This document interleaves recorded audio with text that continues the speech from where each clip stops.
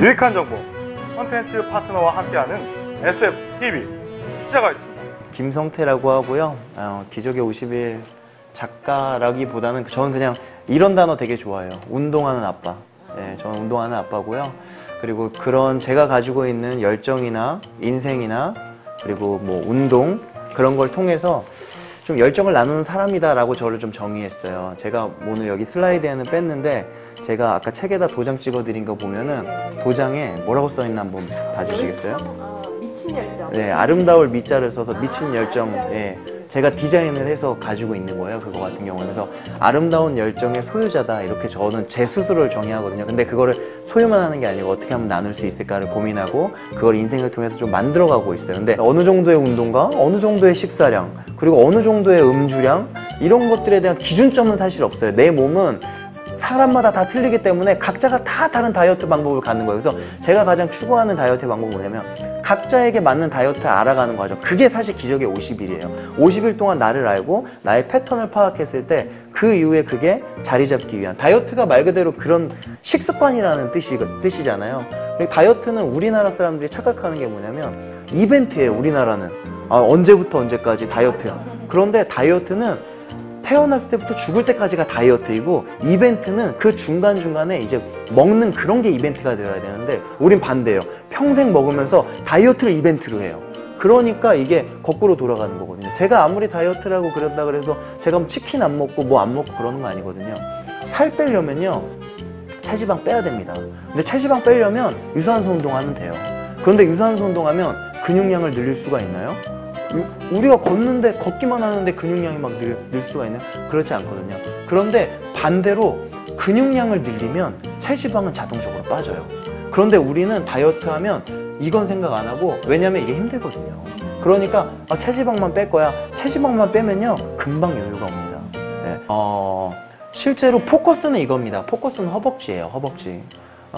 왜냐면 다들 아시겠지만 허벅지에는 근육으로 꽉 차 있어요. 근육과 지방으로 꽉 차 있습니다. 그런데 상체는 근육과 지방과 빈 공간 그리고 내장으로 꽉 차 있어요. 그래서 상체를 움직이는 것보다는 하체에 있는 근육을 많이 움직이는 게 몸에 있는 열량을 가장 효과적으로 태우는 방법이에요. 저는 절대 배고픈 다이어트는 성공할 수 없다고 얘기합니다. 배고픈 다이어트는 몸에 무조건 무리를 가져옵니다. 그렇다고 배부른 다이어트는 아니겠죠. 그래서 제가 강조하는 거는 배고프지 않게 배부르지 않게. 제 식단의 철칙이에요. 배고프지 않게 배부르지 않게. 그래서 항상 포만감을 봤을 때 저는 몸에 포만감이 100%를 포만감. 근데 우리는 보통 120% 먹죠. 그렇죠. 그거를 100%로 봤을 때 저는 한 80% 정도 먹어요. 80%. 제가 추천하는 식단은 이런 거예요. 삼시이간 식단. 저는 보통 이렇게 먹으려고 되게 많이 노력하거든요. 아침에는 웬만하면 과일을 먹어요. 아침에 하루의 시작은 과일로 시작해요.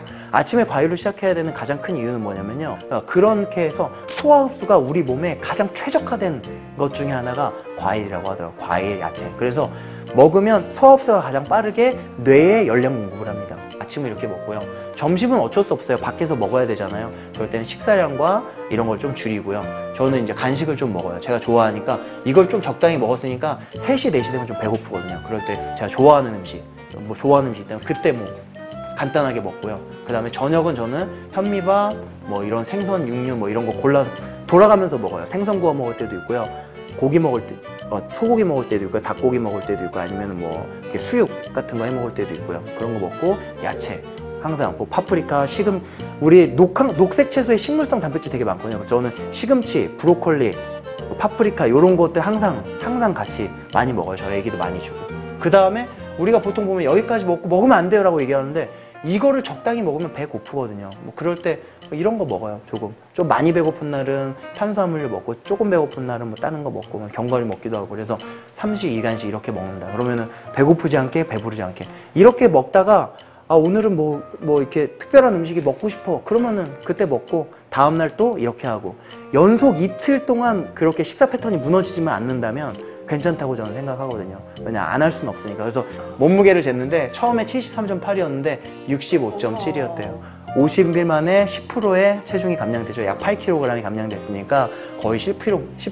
50일 만에 이렇게나 줄지 몰랐다. 솔직히 몸무게 줄이자고 한 건 아니었는데 이렇게 줄지 몰랐다.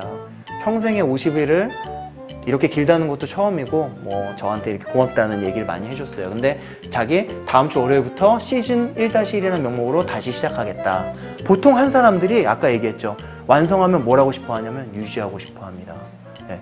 한 번 만들면 그걸 잃고 싶지 않아요. 그래서 저도 한 번 만들고 잃고 싶지 않아서 계속 하는 것 같아요. 그래서 그 한 번이 중요하지 않을까. 그래서 제가 얘기하는 기적의 50일은 기적의 시작이다 라는 의미로 오늘 강의를 좀 준비해 봤습니다. 저는 아까 말씀드렸지 아름다운 열정을 가진 김성태라고 하고요. 저희 아이입니다. 늘 얘기했듯이